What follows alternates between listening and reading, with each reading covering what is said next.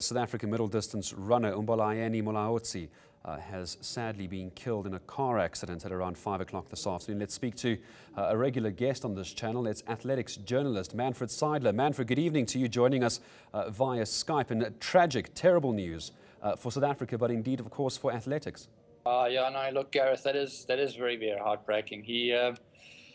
Yeah, look, I mean, he was a huge athlete for South Africa, wasn't he? I mean, a world indoor champion, a world champion, Olympic bronze medalist, a Commonwealth Games champion, and a massive inspiration to a lot of athletes. So, yeah, a big loss, I think, for South African athletics. A big shock for a lot of people. I see Facebook and Twitter going absolutely ballistic about it. And yeah, not a good day. No, not at all. Let's reflect, if we can, on what an astonishing career this man had. I'm always astonished. You and I spoke back in 2009, if memory serves me correctly, just how surprised everyone was by how well he did so early in his career. Mulaudzi was an unbelievable athlete. I think the only thing that's missing from his list of achievements is the South African record, which still belongs to Ezekiel Sepeng. I mean, a world indoor champion back in 2004. He won the Olympic silver medalist in 2004, 2 indoor silver medals, world champion in 2009. And I think the whole Caster Semenya debacle really overshadowed what was a phenomenal race, an amazing performance by the South African. I think, he'll never really be recognized for what he's really done. He's won 9 national titles. African champ silver medalist in 2000, All Africa Games silver in 2003, All Africa Games silver in 2007, and then from there on it just went upwards. He was 6th at the World Championships in 2001, and his big breakthrough, Gareth, came in 2000. So yes, a meteoric rise, if you would.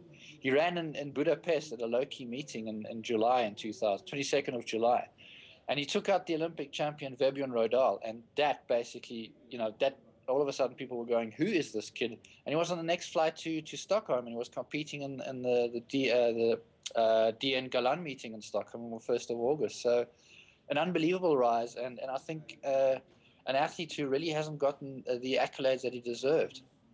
Certainly an incredibly humble person as well, and the few interviews that I've either heard on radio or even on television, ENCA included, an incredibly humble man, almost not quite realizing just how good he actually is, always pushing it off to his coaches, always pushing it off to those that supported him. I think Bully, as he was known, was very uncomfortable with the limelight. I was fortunate enough to go and meet his first coach up in his village where he grew up, Mbulaeni. And also had a chat with his dad, and he was actually a football player. He wanted to play soccer. He had no interest in athletics.